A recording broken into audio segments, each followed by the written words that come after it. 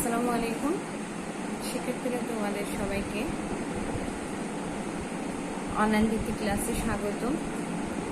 বিশেষ করে এবছর যারা একাদশ শ্রেণীতে ভর্তি হয়েছে তাদেরকে মানিকগঞ্জ সরকারি মহিলা কলেজের পক্ষ থেকে স্বাগতম জানাচ্ছি।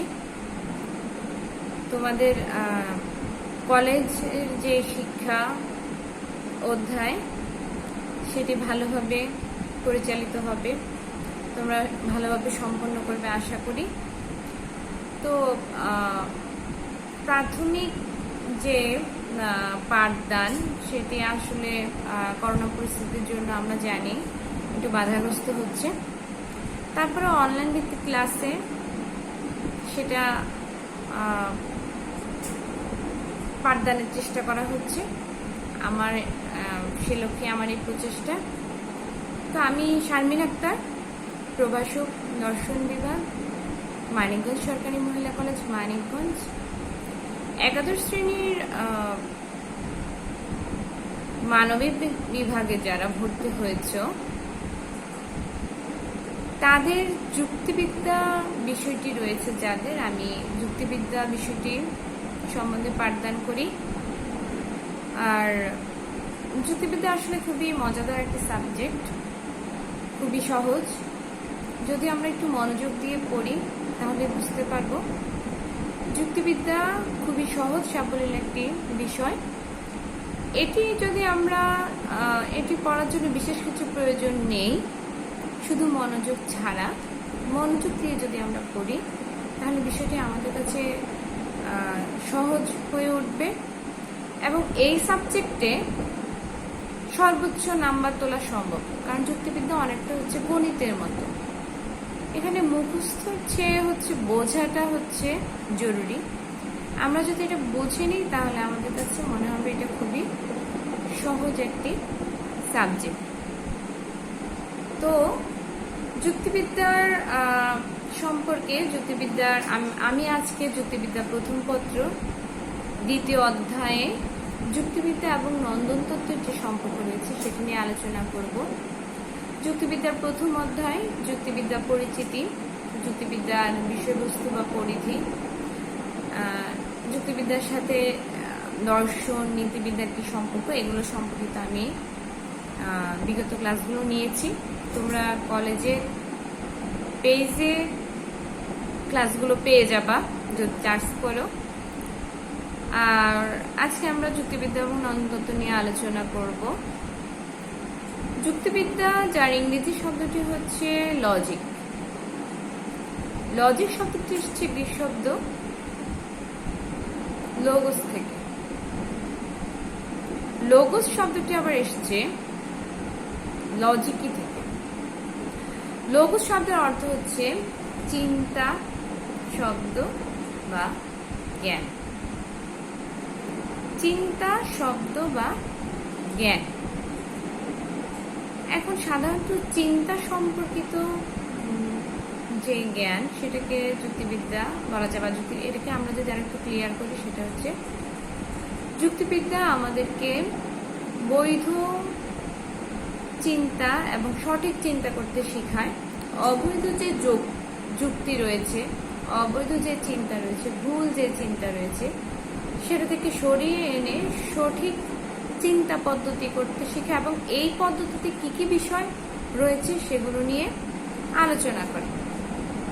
যুক্তিবিদ্যা হচ্ছে দর্শনের একটি শাখা। যুক্তিবিদ্যার মূল লক্ষ্য হচ্ছে সত্য প্রতিষ্ঠা করা, অনুমানের উপর ভিত্তি করে সত্যকে প্রতিষ্ঠা করা। যুক্তিবিদ্যার মূল আলোচ্য বিষয় হচ্ছে অনুমান। বর্তমান যুগ হচ্ছে ডিজিটাল যুগ। বিশ্বায়নের যুগে আমরা বিজ্ঞানে অনেক অগ্রগতি সাধন করেছে, অসাধ্য সাধন করেছে। বিজ্ঞান অনেক সুযোগ সুবিধা মানুষের দোরগোড়ায় পৌঁছে দিয়েছে। সাথে সাথে শিল্প চর্চাও অবিরল ধারায় বহমান রয়েছে। চলমান জীবনের সাথে সাথে শিল্পক্ষেত্রেও নানা ধরনের সমস্যা তৈরি হয়েছে, বিভিন্ন দৃষ্টিকোণ সৃষ্টি হয়েছে। ফলে শিল্পশাস্ত্রের উপভোগ ও মূল্যায়নের নতুন পদ্ধতি ও অনুসন্ধানের ধরনও প্রয়োজনীয় হয়ে উঠেছে। এই পরিপ্রেক্ষিতে এই নন্দন তত্ত্ব বিষয়টি আজকের দিনে প্রাসঙ্গিক হয়ে উঠেছে। নন্দন তত্ত্বের প্রবক্তা হচ্ছেন দার্শনিক এরিস্টটল। তিনি নন্দন তত্ত্বের প্রশংসা করেন, কিন্তু প্লেটো শিল্পকলা ও নন্দন তত্ত্বের বিষয়কে জ্ঞানের একেবারেই নিকৃষ্টতম অংশ বলে মনে করতেন। নন্দন তত্ত্বের মৌলিক বিষয় হল শিল্পকলা, যুক্তিবিদ্যা হল চিন্তা পদ্ধতির ফলিত কলা। একটি আদর্শনিষ্ঠ বিজ্ঞান হিসেবে যুক্তিবিদ্যা বিজ্ঞানের উপর প্রতিষ্ঠিত। যেমন ফলিত নৌবিদ্যার উদ্ভব হয়েছে জ্যোতির্বিজ্ঞানের উপর ভিত্তি করে। বস্তুত সকল কলাই যুক্তিবিদ্যার উপর নির্ভরশীল। এজন্য যুক্তিবিদ্যাকে বলা হয় সকল কলার শ্রেষ্ঠ কলা। যুক্তিবিদ্যাকে বিজ্ঞানের বিজ্ঞান ও কলাও বলা হয়। যুক্তিবিদ্যা হচ্ছে সঠিক যুক্তির বিজ্ঞান। যুক্তিবিদ্যা যুক্তির বিজ্ঞান হিসেবে এর যৌক্তিক নিয়ম কানুন মেনে চলতে হয়। অন্যদিকে নন্দন তত্ত্ব হচ্ছে কলা সম্পর্কীয় বিজ্ঞান।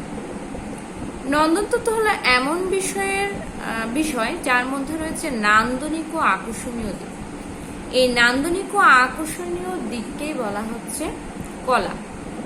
কলা মানুষের মনকে আকর্ষণ করে, মানুষের অনুভূতিকে জাগ্রত করে ও উদ্দীপ্ত করে। এজন্য সৌন্দর্য পিপাসু মানুষ কলাকে ভালোবাসে। যে বস্তুর মধ্যে নান্দনিক দিক বা আর্ট রয়েছে সেটি অন্যগুলো থেকে আলাদা। এরিস্টটল তার পয়েটিক্স গ্রন্থে কলা বা নন্দতত্ত্বের বিষয়টি নিয়ে আলোচনা করেন। তার মধ্যে কলা মাত্রই প্রকৃতির অনুকরণ।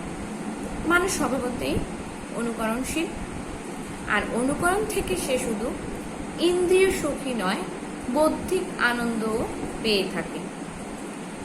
এদিক থেকে কাব্যকে শিল্পকলার মধ্যে শ্রেষ্ঠ বলে মনে হয়।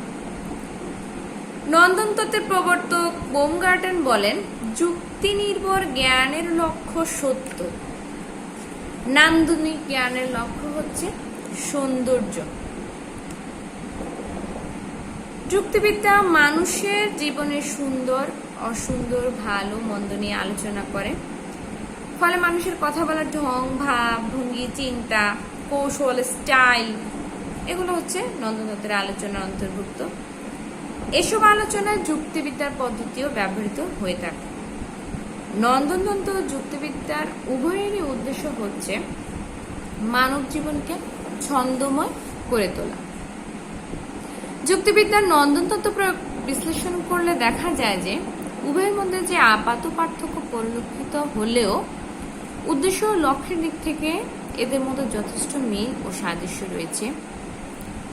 উভয় ক্ষেত্রেই স্বীকার্য ও পরিহারের বিষয়টি গুরুত্বপূর্ণ।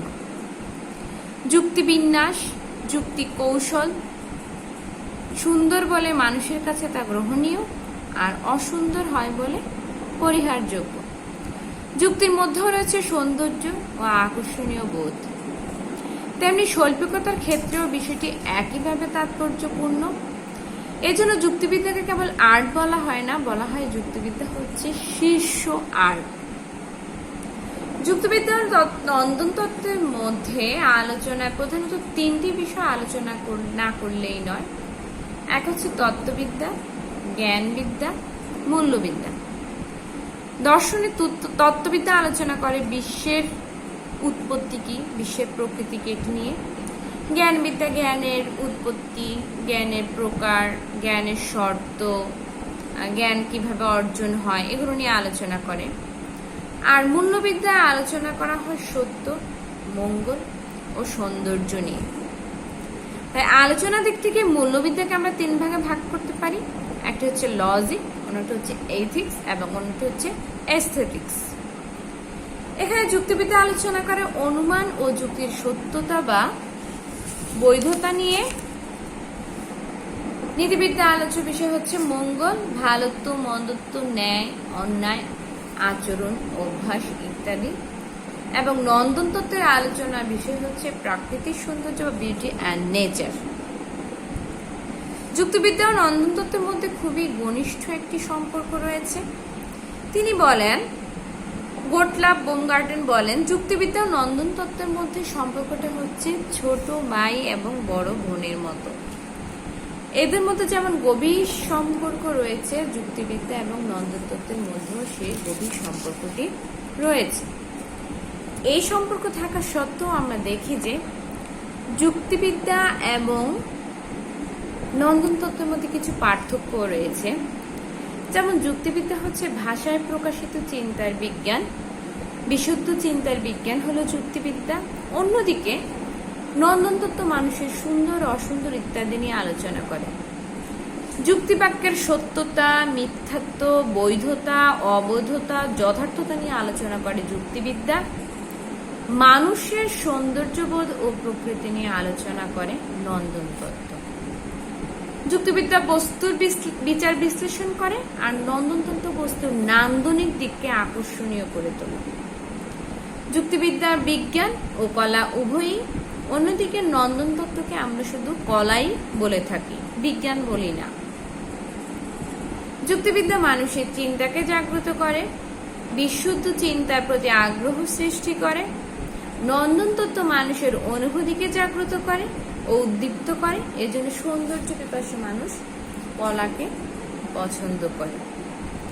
যুক্তিবিদ্যা রয়েছে তাত্ত্বিক এবং ব্যবহারিক দিক, অন্যদিকে নন্দন তত্ত্বে রয়েছে শুধুই তাত্ত্বিক দিক। এরিস্টটল যুক্তিবিদ্যাকে বিশুদ্ধ চিন্তার বিজ্ঞান বলেছেন, আর নন্দন তত্ত্বকে বৈজ্ঞানিক ও প্রায়োগিক দুটি দিকের কথাই বলেছেন। তাহলে উপরোক্ত আমি এতক্ষণ যে আলোচনা করলাম সেটা থেকে বোঝা যাচ্ছে যে যুক্তিবিদ্যা এবং নন্দন তত্ত্ব দুটি হচ্ছে দর্শনের শাখা। দর্শনের দুটি আলাদা আলাদা শাখা হলেও যুক্তিবিদ্যা এবং নন্দন তত্ত্বের মধ্যে একটি গভীর সম্পর্ক রয়েছে। কিছু কিছু পার্থক্য দেখা গেলেও যুক্তিবিদ্যা এবং নন্দন তত্ত্বের মধ্যে একটি গভীর সম্পর্ক রয়েছে। যেই বিষয়টি অযৌক্তিক হবে, বাস্তবিকভাবে সেই বিষয়টি সৌন্দর্যবোধ নষ্ট হয়ে যাবে, নান্দনিকতা থাকবে না এবং সেটি সর্বমহলে গ্রহণযোগ্য হবে না। কিন্তু সব ক্ষেত্রে নন্দন তত্ত্বের সাথে লজিকের বিষয়টি যে মিলে যাবে তা না, কারণ আমার সৌন্দর্যবোধ বা আমার যুক্তি অন্য সমাজের সৌন্দর্যবোধ বা যুক্তির সাথে নাও মিলতে পারে। এজন্য দুটোর মধ্যে একটি আলাদা স্বাতন্ত্র্য বোধ রয়েছে। স্বাতন্ত্র্য বোধ থাকলেও যে জিনিসটি যৌক্তিক নয় সেই জিনিসটিকে আমরা সুন্দরও বলতে পারি না, বাস্তবিকভাবে তাই। যেটিকে আমরা সুন্দর বলবো সেটি অবশ্যই যৌক্তিক হতে হবে।